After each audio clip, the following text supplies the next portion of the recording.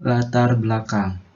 Keinginan untuk melibatkan peserta didik dan guru dalam penilaian suatu program pendidikan adalah sangat penting.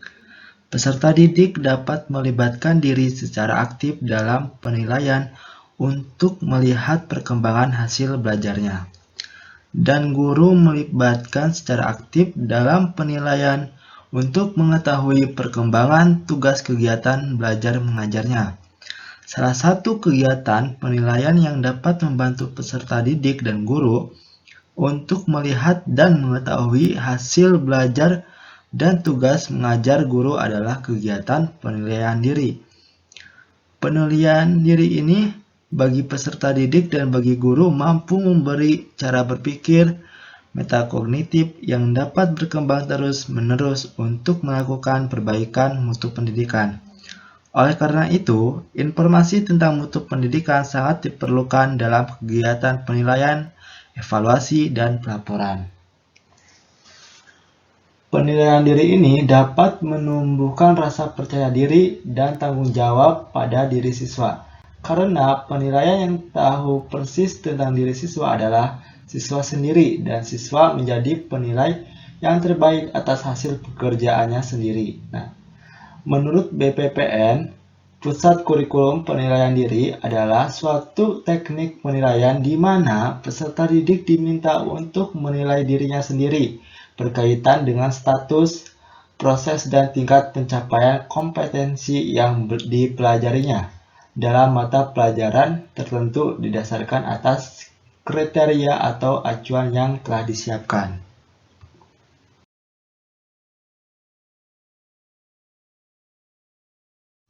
Bismillahirrahmanirrahim. Assalamualaikum warahmatullahi wabarakatuh. Kami dari kelompok 5 mata kuliah evaluasi pembelajaran akan mempresentasikan atau menjelaskan mengenai penilaian diri. Materi yang pertama yaitu materi mengenai definisi penilaian diri. Penilaian diri adalah suatu teknik penilaian di mana siswa diminta untuk menilai dirinya sendiri berkaitan dengan status, proses, dan tingkat pencapaian kompetensi yang dipelajarinya dalam mata pelajaran tertentu. Dalam melakukan penilaian diri, terdapat teknik penilaian yang bisa digunakan untuk mengukur 3 kompetensi dasar, yakni kompetensi kognitif, afektif, dan kompetensi psikomotoris.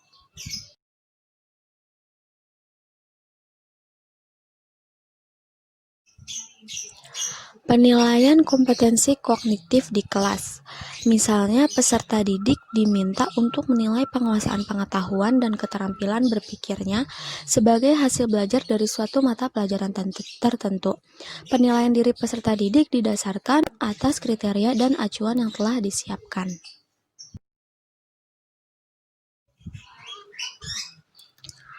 Penilaian yang selanjutnya yaitu penilaian kompetensi afektif.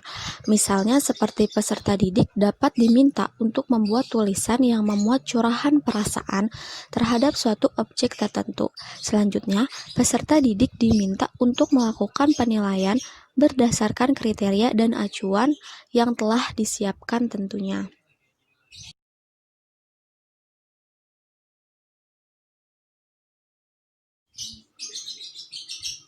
Dan penilaian yang terakhir yaitu penilaian terhadap kompetensi psikomotoris.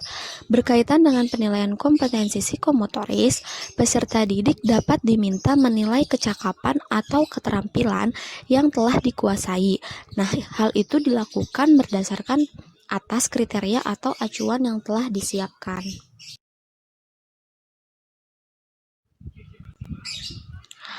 Tujuan penilaian diri.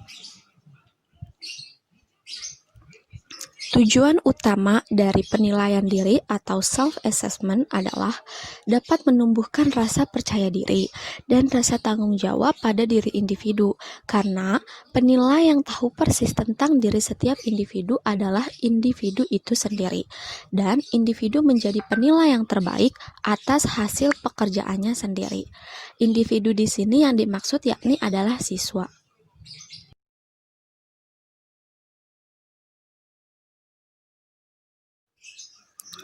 Dengan menerapkan penilaian diri, maka dapat mendorong siswa untuk mengenal kelebihan dan mengenal kekurangan yang dimilikinya, serta mampu merefleksikan kompetensi yang sudah dicapai, memberikan motivasi diri dalam hal tanggung jawab terhadap apa yang dikerjakannya, sehingga mereka atau siswa dapat mandiri untuk menyelesaikan permasalahan yang terjadi ketika siswa tersebut sedang belajar.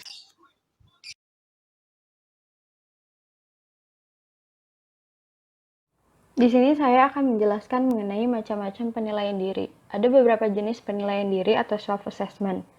Di antaranya penilaian langsung dan spesifik, yaitu penilaian secara langsung pada saat atau setelah selesai melakukan tugas untuk menilai aspek-aspek kompetensi tertentu dari suatu mata pelajaran. 2. Penilaian tidak langsung dan holistik, yaitu penilaian yang dilakukan dalam kurun waktu yang panjang untuk memberikan penilaian secara keseluruhan. 3. Penilaian sosioafektif, yaitu penilaian terhadap unsur-unsur afektif atau emosional. Selanjutnya, aspek-aspek yang dinilai dalam penilaian diri. Penilaian diri terhadap kompetensi sikap, baik sikap spiritual maupun sosial, harus mengacu pada indikator pencapaian kompetensi yang telah dibuat guru sesuai dengan kompetensi dasar dari kompetensi inti sikap spiritual dan sosial. Apa yang akan diukur harus jelas sehingga akan menghasilkan data atau informasi yang akurat dan tepat.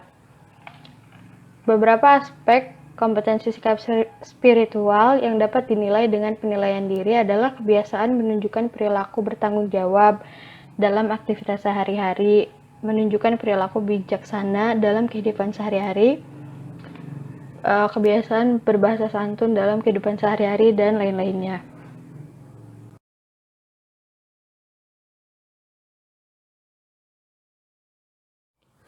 Kemudian prinsip-prinsip dari penilaian diri. Prinsip-prinsip yang harus diperhatikan dalam penilaian diri yaitu aspek yang akan dinilai peserta didik dengan penilaian diri harus jelas. 2. Menentukan dan menetapkan cara maupun prosedur yang digunakan dalam penilaian diri, misalnya angket, checklist, dan lain-lain. 3. Menentukan bagaimana mengolah dan menentukan nilai hasil penilaian diri oleh peserta didik. 4. Membuat kesimpulan hasil penilaian diri yang dilakukan oleh peserta didik.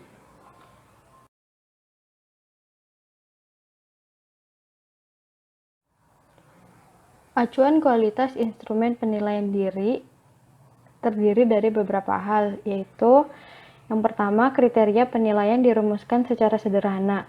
2. Menggunakan bahasa lugas dan dapat dipahami peserta didik. 3. Menggunakan format penilaian sederhana sehingga mudah dipahami peserta didik. 4. Kriteria penilaian jelas, tidak rancu, serta menimbulkan makna ganda.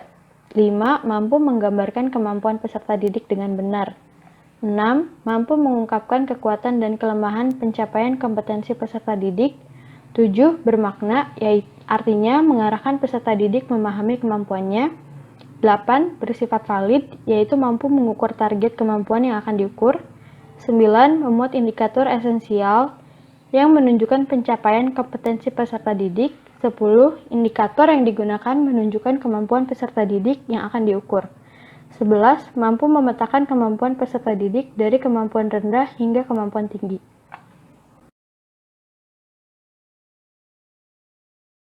Bismillahirrahmanirrahim. Di sini saya akan menjelaskan tentang langkah-langkah dalam penilaian diri. Mengapa sih kita perlu melakukan penilaian diri? Alasan pentingnya melakukan penilaian diri yaitu individu dapat mengetahui cara mereka melakukan sesuatu ketika ada permasalahan yang mereka hadapi. Penekanan pada pertanyaan ini adalah bagaimana teknik dan strategi yang digunakan dalam melakukan sesuatu. Setelah mengetahui cara melakukan sesuatu, individu dapat mengetahui apa yang membuat mereka benar-benar berpikir. Oleh sebab itu, penilaian diri oleh peserta didik dapat dilakukan dengan beberapa langkah berikut. Yang pertama, menentukan kompetensi atau aspek kemampuan yang akan dinilai. Yang kedua, menentukan kriteria penilaian yang akan digunakan. Kriteria penilaian yang akan digunakan bisa berupa penilaian kompetensi kognitif di kelas. Misal, peserta didik diminta untuk menilai penguasaan pengetahuan dan keterampilan berpikirnya sebagai hasil belajar dari suatu mata pelajaran. Yang kedua, ada penilaian kompetensi afektif, di mana peserta didik dapat diminta untuk membuat tulisan yang memuat curahan perasaannya terhadap suatu objek tertentu. Yang ketiga, berkaitan dengan penilaian kompetensi psikomotorik, peserta didik dapat diminta untuk menilai kecakapan atau keterampilan yang telah dikuasainya berdasarkan kriteria atau acuan yang telah disiapkan. Langkah selanjutnya dalam penilaian diri ialah merumuskan format penilaian.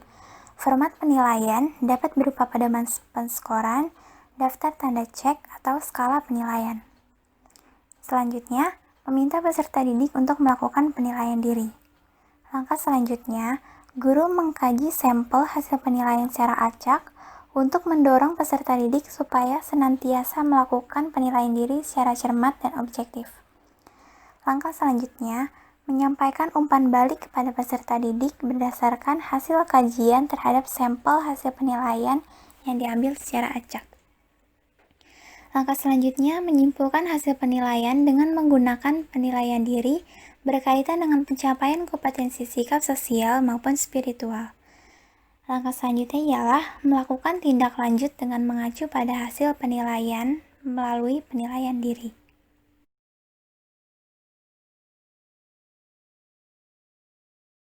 Dalam penilaian diri, terdapat kelebihan dan kelemahannya. Di sini saya akan menjelaskan terlebih dahulu tentang kelebihan dari penilaian diri. Yang pertama, karena guru telah melakukan penilaian diri kepada peserta didik, tentunya guru sudah mengenal kelebihan dan kekurangan dari peserta didiknya. Yang kedua, pelajaran yang sudah diajarkan dapat direfleksikan oleh peserta didik. Yang ketiga, pernyataan dibuat sesuai keinginan penanya. Yang keempat, guru memberi motivasi peserta didik dalam hal penilaian kegiatan peserta didik. Yang kelima, peserta didik lebih aktif berpartisipasi dalam pembelajaran. Karena tadi guru sudah memberikan motivasi, jadi peserta didik itu otomatis akan lebih aktif berpartisipasi dalam pembelajaran.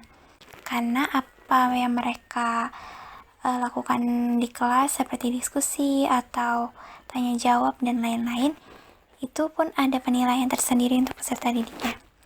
Yang keenam, digunakan sebagai acuan penyusunan bahan ajar untuk peserta didik. Yang ketujuh, peserta didik dapat mengetahui kemampuannya dalam pembelajaran serta ketuntasan belajarnya. Yang kedelapan, melatih kemandirian peserta didik. Yang kesembilan, peserta didik mengetahui bagian yang harus diperbaiki. Seperti yang tadi pada kelebihan di nomor 7, antara nomor 7 dan nomor 9 ini ialah mempunyai hubungan, di mana peserta didik ketika sudah melakukan penilaian diri, otomatis dapat melihat atau menilai dirinya sendiri sejauh mana mereka paham dalam pembelajaran atau kelebihan dan kelemahan mereka di dalam suatu pembelajaran. Yang ke-10, peserta didik memahami kemampuan dirinya. Yang ke-11, guru memperoleh masukan objektif tentang daya serap peserta didik. Ke-12, peserta didik belajar terbuka dengan orang lain. 13, peserta didik mampu menilai dirinya. Ke-14, peserta didik dapat mencari materi sendiri. Dan yang terakhir, peserta didik dapat berkomunikasi dengan temannya.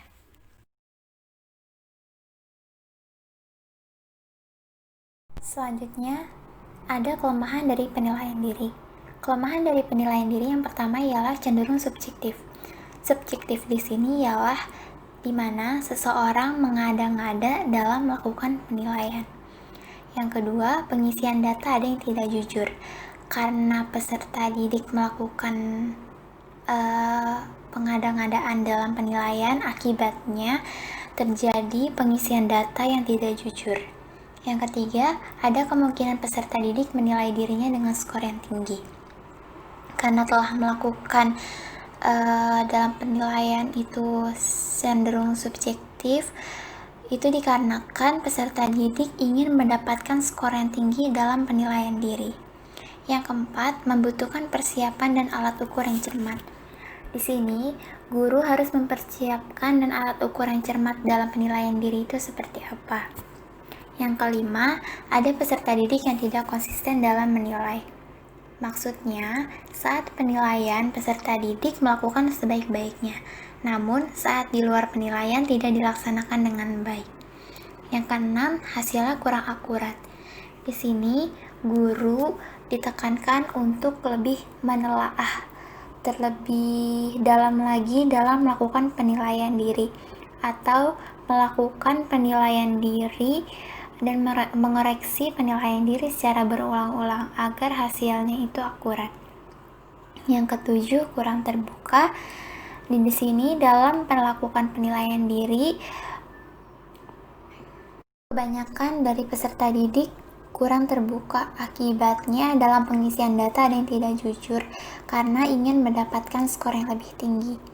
Yang kedelapan, ada peserta didik yang tidak memahami adanya kemampuan yang dimilikinya. Yang kesembilan, peserta didik yang kurang aktif biasanya mendapatkan nilai yang kurang.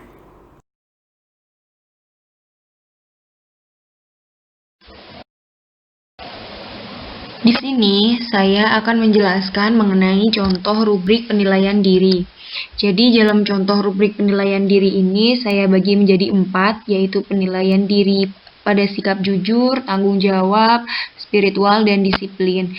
Jadi, untuk penilaian diri ini tidak bergantung dari mata pelajaran apa yang diampu. Jadi, semua mata pelajaran ini bisa masuk. Dan untuk spesifikasi dari dalam pernyataan-pernyataan yang ada di rubrik itu bergantung oleh kreativitas gurunya atau pendidiknya. Ini yang pertama, sikap jujur.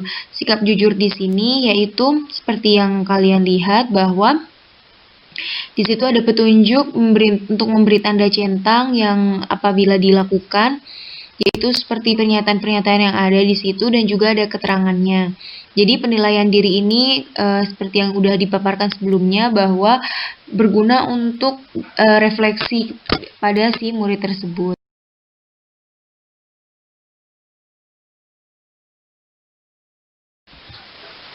Untuk ini adalah contoh pada sikap tanggung jawab. Jadi tanggung jawab yang ada pada diri siswa tersebut.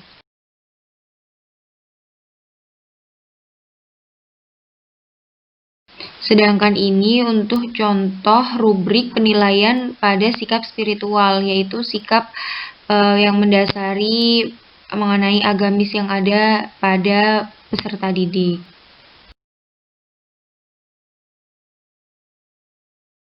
Dan yang terakhir yaitu untuk sikap disiplin. Jadi di sini manfaat bagi guru yaitu guru bisa melihat bagaimana karakter yang ada pada siswa tersebut, dan siswa atau peserta didik itu juga mempunyai manfaat bahwa dia mampu jika mampu mengisi ini dengan jujur, berarti dia mampu untuk melakukan keterbukaan pada dirinya sendiri, seperti itu.